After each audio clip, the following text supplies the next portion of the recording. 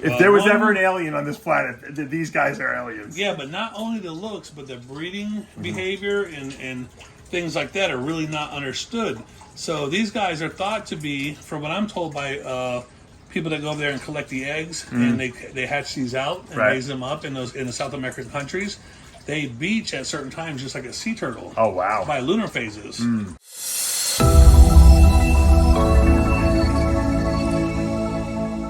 What's up, snake fans? Dave Palumbo here for Muscle Serpents Daily, and I want to get this video in because I've been dying to show you guys my new Annulated turtles I got. Paul Miller, my good friend, brought them over. We picked them up from underground. He was holding two of mine until I set up my tank. You saw last week I set the Annulated tank up. I added a few new little twists to it. I added some gravel to give it a little bit more naturalistic look. We put the guppies in it last week, and they've been breeding like crazy, so we got the Annulates, and he brought over some really cool Annulated boas. You're gonna get to see those as well. I'm gonna be holding those. We're gonna be doing like a breeding loan together with those. So cool stuff. So without further ado, let's get into that snake room and take a look and see what Paul brought over. What's up, guys? Finally, my good friend Paul Miller came over and he brought some amazing looking tree boas. Paul, tell us about these. I'm going to be housing these here for you in my cage, and hopefully we're going to be breeding these things. Yeah, hopefully we can breed them here. These are Turles Annulates. These are the Annulated tree boas from Costa Rica. These are cool. We have two different localities, not localities, but different color phases. This one we would consider like a brown or almost even a gray phase. That's the male. This is a male, and this is our female. These are both adults. She's got more red in her nose. Yeah, it's a little more orange, nicer colors. These guys are very similar to the Amazon tree boas, but have a much better demeanor.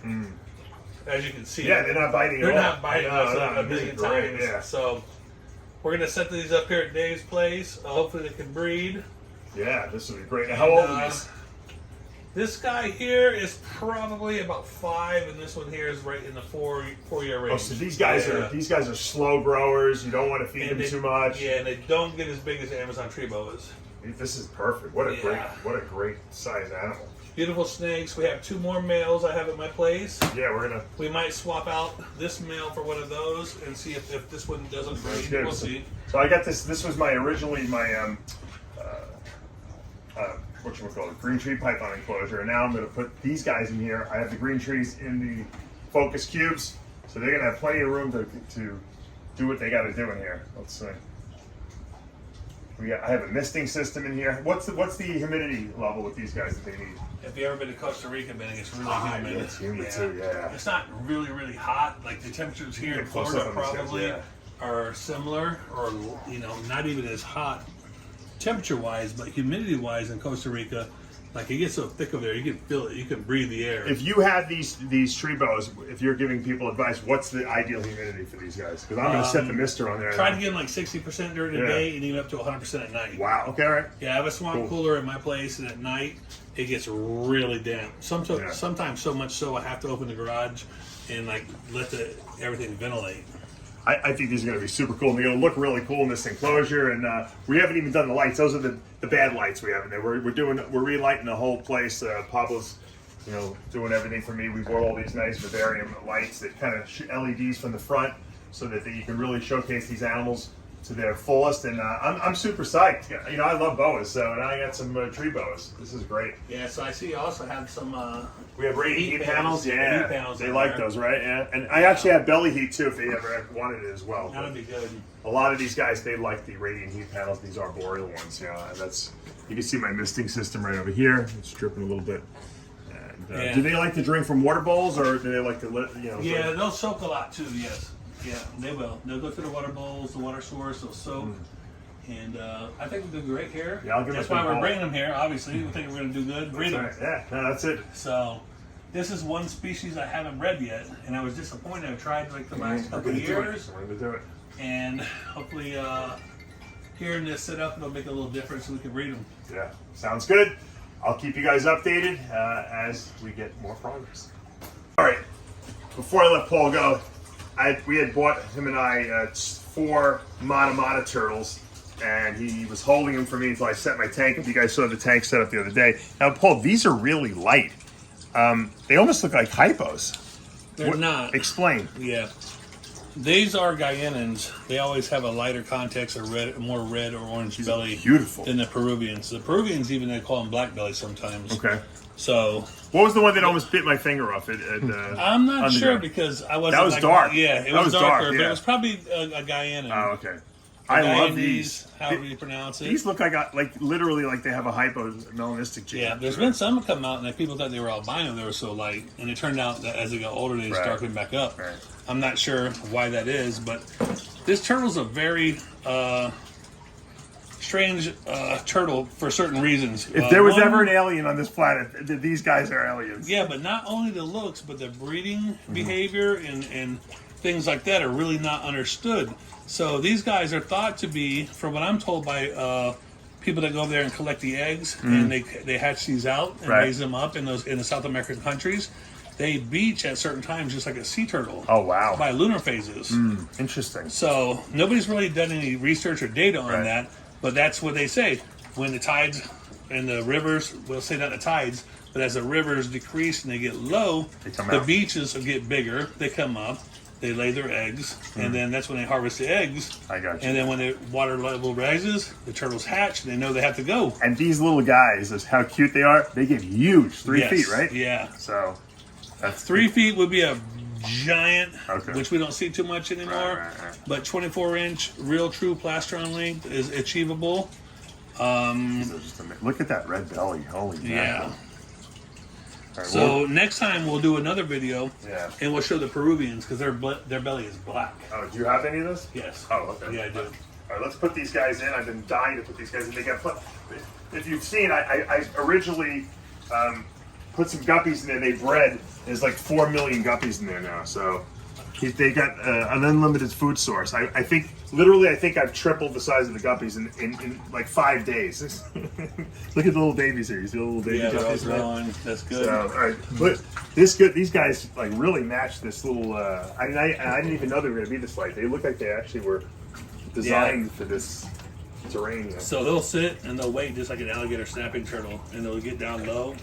And they'll just wait for a guppy to come by and just suck them in with their mouth, and that's it. Well, it's over. If these guys, if the only limiting factor to them getting huge is food supply, they got a nice food supply here, that's for sure. Let's see if we can, maybe they'll grab a guppy. Although you had some guppies in yours. Yeah, I was feeding them the rosy minnows or whatever they call them. I'm not really sure the name of them, but they really like those. They're a little bit bigger. I'm kind of like falling. I'm actually kind of light. My kids are like, "Oh, we like those guppies." I'm like, "Oh, they might not be there tomorrow." Some of these are the fancy tail ones. You know, really I don't colorful. Even. Who knows what we got here? So, very naturalistic setup. Obviously, we got some cool stuff. Thanks for bringing those over and picking those up from Ryan and Underground there. And these are going to be really cool. We'll just have to keep watching these grow, and it's another little display here at Columbo's Pythons and Boas. Yeah, we should do another one with the Peruvians, the black belly ones. Yes. Show the difference yeah, absolutely. Now, how fast will these guys grow, you think, in here? Well, in this 55, I would see some pretty quick growth, probably for a short period of time, but they'll slow down. Okay. I've had ones I've raised in the past, like for 2.5 to 3 years, that only grow to like this size. Oh, this is going to be pretty good for them for a while. It'll be great for a while, yes. All right, I'm loving it. It's actually keeping some good humidity in the snake room here, too. I had some water here, so. All right, guys. Hope you enjoyed this one. All right, I'm in the snake room the next day, and I wanted to check on the Matamatas. And there's one right there I see, chilling out on top of the plant. So, not really basking, but definitely trying to get out of the deep water. Beautiful looking, what a beautiful turtle. Weird looking turtle, beautiful turtle. Let's see if we can find the other one. We got a lot of guppies in here. I wonder if he ate any. I just fed the guppies, so they're munching on some food. We got a little basking platform there, but I know they don't really need it. But you never know, I might want to put some other turtles in there. Oh, look at that guppy. That guppy's very pregnant back there. She's gonna deliver soon. And hopefully we'll have an ongoing food supply here that will be maybe self-sustaining. Assuming these guys don't just decide to gobble down every single guppy in here. There's still some babies there. You can see the little baby ones. So obviously they're doing good. They're eating. Look at those little babies. Teeny, teeny. There's some big ones and there's some little baby ones in there, mixed in. But I don't see the other. Where's the other Matamata? The other one obviously found a good hiding spot. Probably someone watching this is probably like, Dave, you missed it. I don't know. I don't see him. Got to be in there somewhere.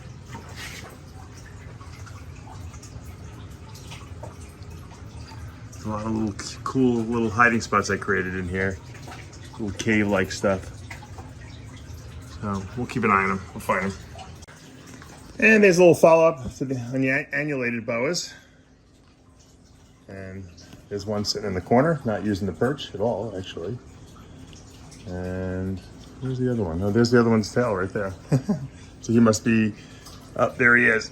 He's underneath the on the ledge right there. He's found his own little spot to bask up there. So, yep, they'll find where they want to go, and they'll go. They're obviously staying away from the heat because I do have a hot spot under that bowl of water, and then I have a radiant heat panel on the ceiling. So they're not really too interested in the heat right now, so they're chilling. Okay, we'll let them be, and we'll check them out again tomorrow. All right, just checking on some boas. Make sure you see how they're doing. Ones we just picked up recently. This is an IMG Motley VPIT positive. So this is a VPIT positive, which is the T positive albino with the Motley gene and the IMG, or increasing melanistic gene. So she's getting darker, but she's never going to be super, super crazy dark. So that's just the way it goes. Beautiful, beautiful snake. Love her. She's eating well. She's putting on some nice size. All right, here's another snake we just picked up recently. This is another IMG morph. This is increasing melanistic gene, along with the Motley gene, and also it is het black gene. So the black gene is very similar to leopard, so this would be like a het leopard. Only this is the Costa Rican form of the leopard gene, so we call it het black. IMG Motley. This snake will probably be completely jet black at some point in the future. I don't think there's a hypogene in here at all, so we'll see this thing turn black eventually. This is our male, really nice looking little boy. Really happy. Love to get him into my leopard projects. Since black gene is allelic to leopard, I'd like to get him into also the onyx program and get some IMG onyxes going too. So pretty happy about the way he's turning out. He's growing really nice. Now this girl is a black gene, one copy, het black gene, with the Motley. So you get a striped animal, just like you would with a one copy of a het leopard with the Motley gene. And she's looking really nice. There's no IMG in here. You can see the Motley little circles on there. And you get like a partially striped animal. And that's just because the way the black gene interacts with the Motley gene. And this is a really nice female. We're growing up as well, so eventually we'll breed her. I don't know what we'll breed her to, but like I said, we can breed her to anything leopard or onyx if we want to, because they're all allelic and they're all compatible with each other. Here's another recent pickup we had. This was a Motley Fire Diamond. It's het leopard. So we have a lot of this leopard allelic stuff going on here that I had picked up recently in a lot of trades and stuff. And this little boy is really nice too. So this is the Fire Diamond gene with Motley. That's het leopard. So I think fire leopards are going to be really, really kind of cool. All right, he's hiding on us, so we're not going to get too much out of him. Let's see. All right, there we go. Let's see if we can get him out of here. Yeah, he's like, I'm not interested in playing around with you guys. He actually looks like he's hypo too, but that fire gene can mimic a lot of what the hypo gene does. So don't be surprised when you see that hypo looking tail in a fire diamond, especially with Motley. So pretty cool. I don't think I've shown you this boy I've had. This is a, I might even sell him. This is a Call albino that's 66% het leopard and 66% het blood. So potentially a lot of cool stuff here. I don't believe anyone's made a albino blood leopard yet. I'm sure people are very close. There are some people with breeders that are been trying, but this he looks like he's het leopard to me. He definitely has aberrant saddle, so he could potentially be het blood too. So this could be a real powerful male if he is het for blood and het for leopard. Obviously he is 100%. I mean, he is, well, I should say he's a visual Kala albino. So, and he's really nice. He's really light looking too. He doesn't look like a typical Kala albino, which tells me that there's probably, leopard is probably in there. He does have bow tie saddles, so that's a good indicator that that leopard gene is in there, at least in a single copy. So he might even be ready to breed next year, at the end of this year. Beautiful snake. I'll think about selling him. Look at this, look at that head. That red head too. That's usually a giveaway. Usually got, I'm sure there's some leopard in there. That looks very leopardish to me. Look at the how beautiful the red is in his head. All right, and then finally, this last recent pickup we had is a fire that's het blood, female. She's not that happy, but it's okay. I want to just show you how beautiful. Look at this underneath. Look how red she is. And I have to believe that has something to do with the het blood in there. I mean, obviously fire diamond definitely lightens things up. She's really, really getting nice as she's getting older. I'm really kind of happy with this. I picked her up in a trade as well. So a lot of trades this year, which were cool because I got to get some genes that I really wasn't, planning on getting into the collection. And then, whoever got my stuff got stuff that they didn't expect to get from me. So trades are good. It helps expand the collection without having to spend too much money out of your pocket. So I'm gonna leave her alone. She's not too happy, but this potential fire bloods, I think, are gonna be really, really cool. All right, guys, that's gonna do it for today here at Palumbo's Pythons and Boas, and hopefully you guys enjoyed as much as I did those really cool looking Monomata turtles. I am just crazy about them. Also, I'm really kind of intrigued with those annulated boas. They're like 4 or 5 years old. They're ready to breed probably this year. Paul hasn't been able to get them to breed, but I'm going to give it a shot this year. And man, I'd love to produce some of those. Those are just really, really cool. I mean, they come from South America. They're kind of in the same genus as the emerald tree boas. So they don't quite look the same, but the emerald's obviously very green, and those are have more of like the typical boa pattern that you're used to seeing, but they're both tree boas and from that part of the world, and so they're going to have live young if they do produce. And so this coming season, we'll see what we can do. Hopefully we can get them to go. That's a good project. And of course, we got to see some random stuff that I picked up in the last couple of months. I want to show you how it was growing and progressing, and these are future projects. Obviously, they're going to be probably pretty important at some point in the future, but you got to lay the groundwork. You got to keep those new genes coming in, or the new gene combinations coming in, and just grow them up, as I say, and then forget about them.